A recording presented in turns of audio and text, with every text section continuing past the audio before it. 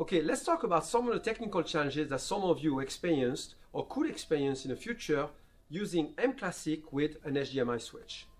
So here is the setup. Two video source, a Nintendo Switch, a PS4, going through the HDMI switch, input 1 PS4, input 2 Nintendo Switch, and goes out of the switch into the TV. So I can see here, 1 is the PS4, 2 Nintendo Switch. Okay, so far so good. Now, one of the requests is, I want to make sure that mClassic enhance the Nintendo Switch and the PS4 at the same time, leveraging my HDMI switch. So one way to do that, the first mistake of what not to do, is to use and say, okay, this is the output. I'm going to connect mClassic in the back of the TV, and by now you should know that it won't work.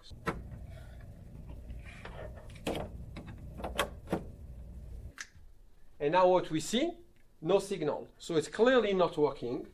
Why? Because we made a mistake to connect the HDMI male connector into the input of the TV. And what we said, this has to be a video source. This is considered as a video source. The video is coming out, it's coming into the switch.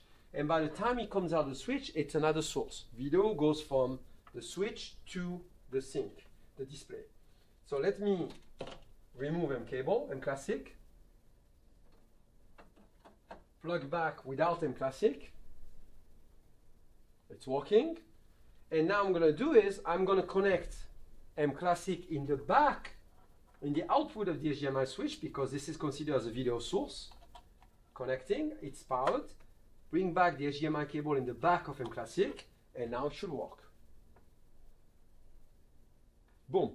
Now we can check something, is that actually mClassic is clearly enhancing Nintendo Switch. A very easy way on this 4K TV to tell is by simply looking at the resolution.